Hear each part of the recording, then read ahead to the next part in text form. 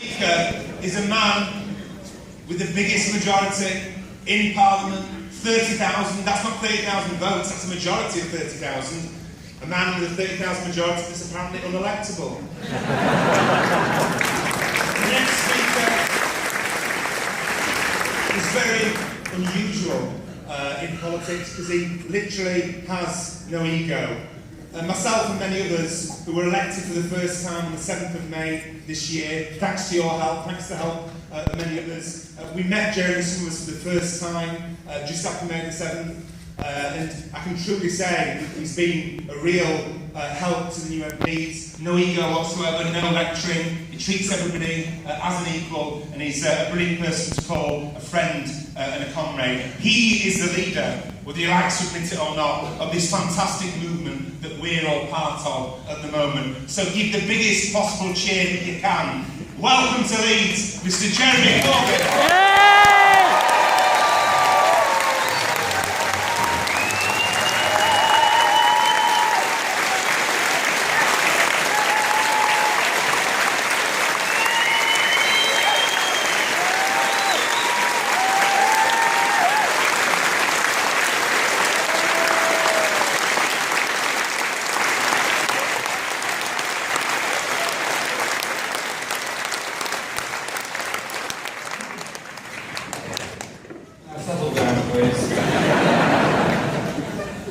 First of all, a huge thank you for giving up a lovely Saturday evening to come here to the Armouries and take part in political discourse. It's great, and it shows that the world is not full, totally, of cynics or people that disregard the views and joys of working together. The world is actually populated by a lot of people who want to live together, work together, dream together, hope together, and achieve together. Thank you for inviting us.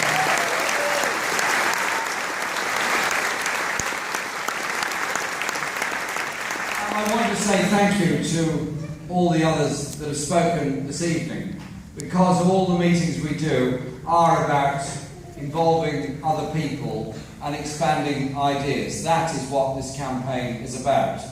And it's a very, very serious campaign as well. Richard, our chair this evening, our host this evening, if you will, MP for Leeds, newly elected, absolutely brilliant comrade, brilliant MP. You should be very proud of having such a person.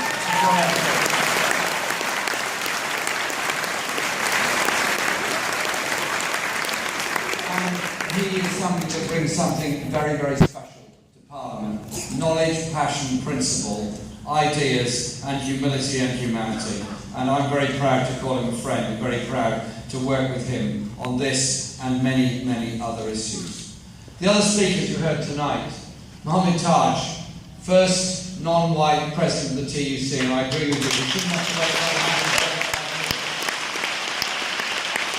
because both Mohammed and I are blessed with a very long life, but I don't see us lasting another 145 years. Well, you might, but oh yes, okay. But fantastic, and thanks for what you did, not just as President TUC, but the words you gave us this evening. James, your passion from the NUS, the way in which the NUS has now become an organisation campaigning for students, campaigning for education, campaigning in partnership with other people to achieve education for all. Thanks for what you said tonight, and the way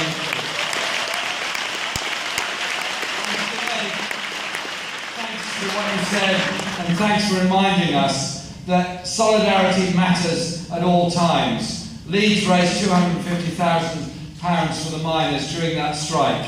My borough, a smaller borough than Leeds, raised £100,000 during that strike. There was real solidarity all over the country as the Tories, led by Margaret Thatcher, set about destroying the industrial base of this country, and as a prelude to that, trying to destroy the trade union movement in the process. They didn't, they won't, and they can't, and they won't succeed this time.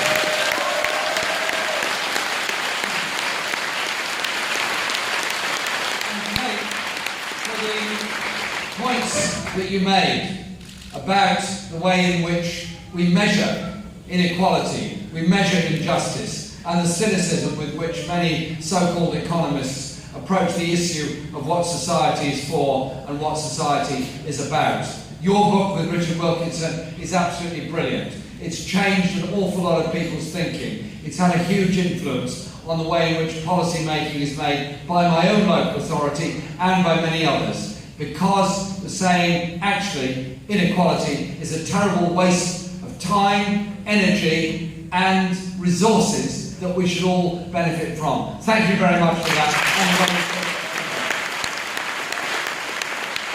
Our campaign is a campaign which started in extreme difficulty.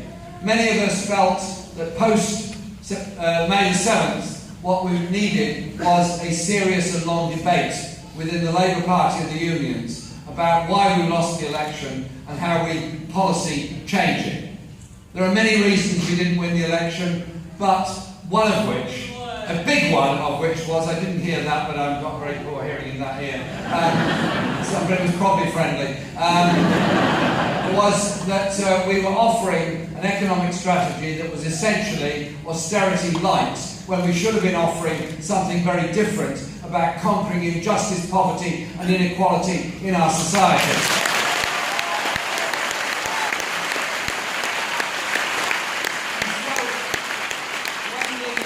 When the leadership issue came up, that was the chosen path by the party's national executive.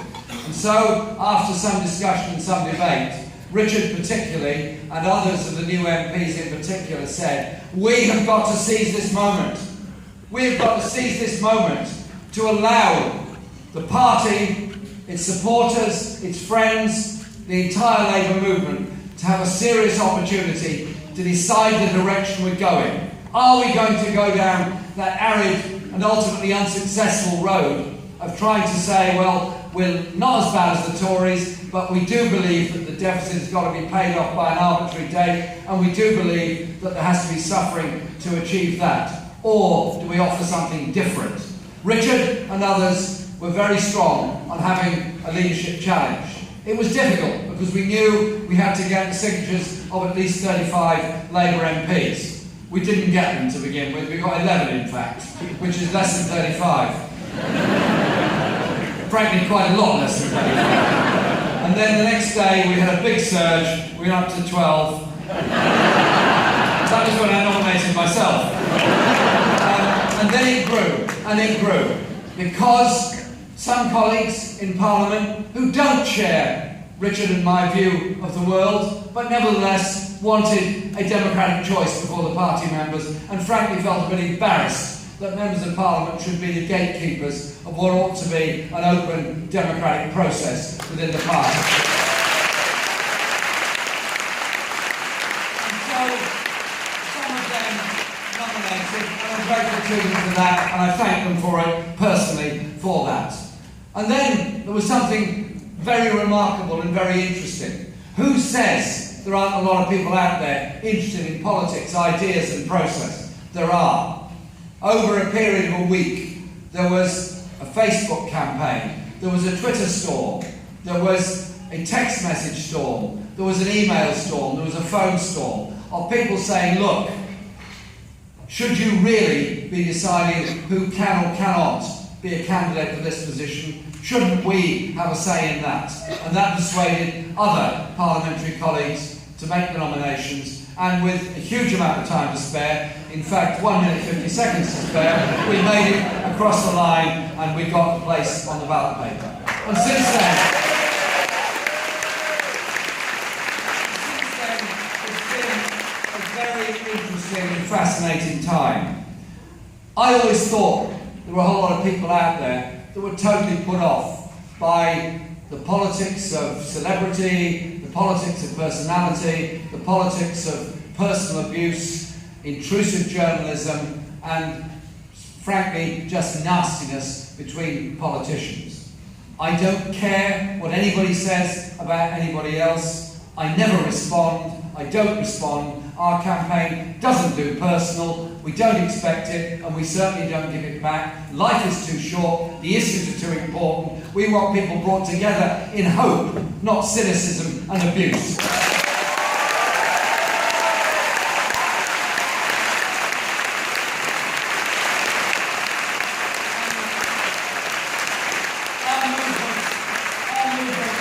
party was founded by very brave people in the 19th century.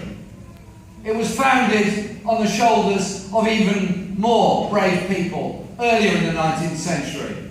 The Tolpuddle martyrs, who were criminalised for swearing an oath under a tree to say they would stand together against the untrammelled power of landowners where they lived in that little Dorset village. Others, the Chartists who marched. Others who went through terrible privations trying to form unions against very strong industrialists and mill owners. Those in rural Britain who stood up against the Enclosure Acts, which destroyed their livelihood and forced them into slums in urban cities. Those that stood for justice during the Industrial Revolution and bravely founded unions. Those that stood for democracy. That democracy brought us, initially, the Factories Act, later brought us education, later, on the shoulders of great women like Mary Wollstonecraft, brought us the suffragettes and those that campaigned for the rights of women to vote. Every stage that democracy has developed, social progress has come after that. It is an historical process. It's an unstoppable historical process, and we should be proud of those that went before us and proud to learn from them, to develop those ideas into the rest of this century to bring about the justice and equality that they dreamt of, they fought for, and this generation and the next generation can, will and must achieve. We don't have to live in a world of the haves and the have-nots. We don't have to live in a country of the haves and the have-nots. We should cherish everybody, value everybody, and give everybody a chance in life.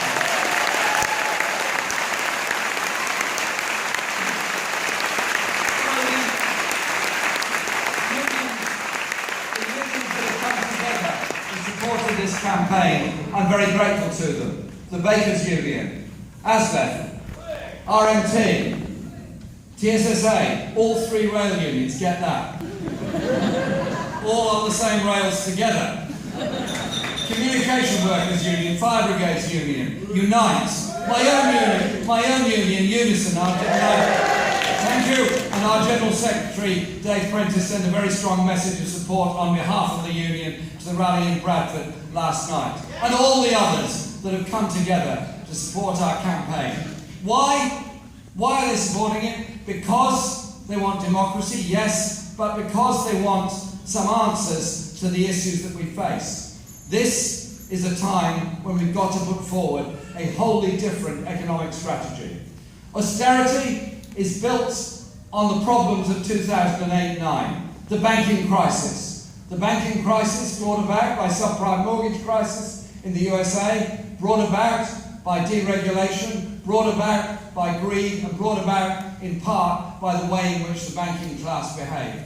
But I share a thought with you. I cannot understand how it is that somebody that is on a salary, a telephone number salary of many hundreds of thousands per year, can only work with the incentive of getting a bonus at the end of the year of several £million. I don't really understand.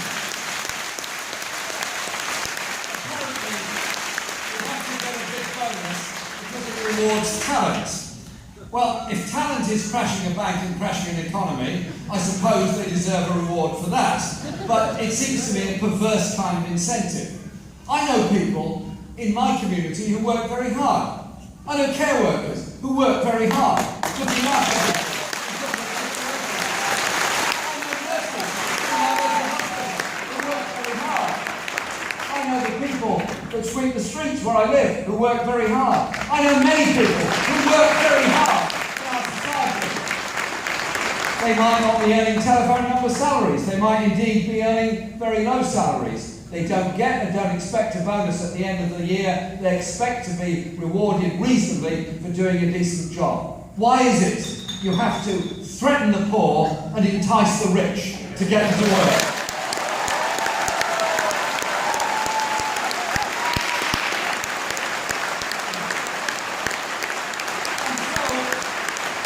I think we've got to think very hard and long about how we develop our economy. Yes, of course we need public services, and I'll come on to that in a moment. Of course we need finance to fund health and welfare and all the other things. But we also need an economy that works for everybody. That means the deindustrialisation that the Tories pushed for in the 1980s in their brutal period of Margaret Thatcher and John Major's government, we're still paying a price for. We have an economy over-reliant on services and financial services and under-reliant on manufacturing industry. Test one point and one election within the Labour Party, and it's a very important position and it's a very important point. But it's also about unleashing ideas and changing the way we do politics and the way we do policy. In the past couple of weeks we've proposed, and they are proposals, papers on the north of England, on economy, on women, on housing, on environment. We've got many more coming. We've got one on housing also, and many more coming. These are ideas. Ideas that we want people to respond to, ideas we want people to take part in, ideas of a different, better way of running our society. And it's very exciting. Our proposals on the environment stem from a fear we all have of the environmental crises around the world. The numbers of people that are refugees from environmental crises, from floods, from deforestation, from desertification, from many reasons people are indeed refugees from. And how we live in a sustainable world and look to live with our natural resources and people and nature and natural society rather than destroying it. And so environmentalism is in part a state of mind, but it's also about how we do things. Use the technology to use less energy. Use the technology to insulate our homes. Use the technology to develop our economy. Use the technology for all of that. But also recognise there are finite limits to what you can do to this planet. The bee crisis of today is in effect the canary in the coal mine that's telling us there is danger out there.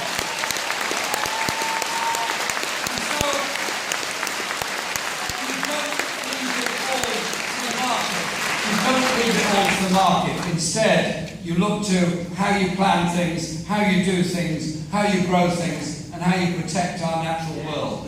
And it's not just in rural areas, because actually it's the poorest working class communities in big cities all around the world who suffer the environmental consequences of pollution first. It's the rich who experience it last. It is, and it's the face of all of us.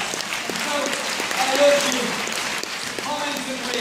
on what we put forward, but also to comment and read on the international issues that we face today. I don't believe in nuclear weapons or nuclear war. I will not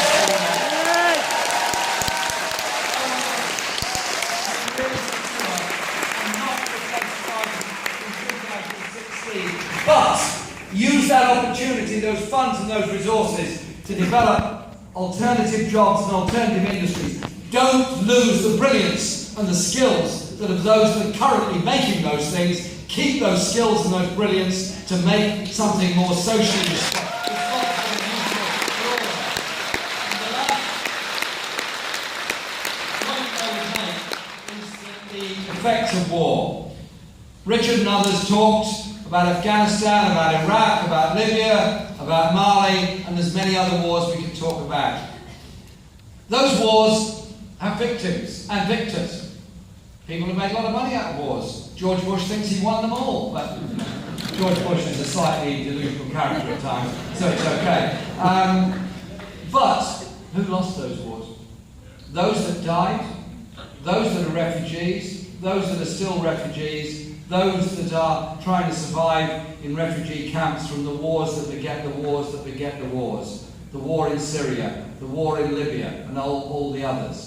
All those people trying to survive in the midst of the most terrible crises. Those that are dying in the Mediterranean trying to escape. Those in Europe who are trying to find some contribution and some security and some safety in their lives. None of this is easy. I'm not pretending any of it's easy. But can't we approach issues from a human and humanitarian point of view? These are fellow human beings who are going through the most desperate periods.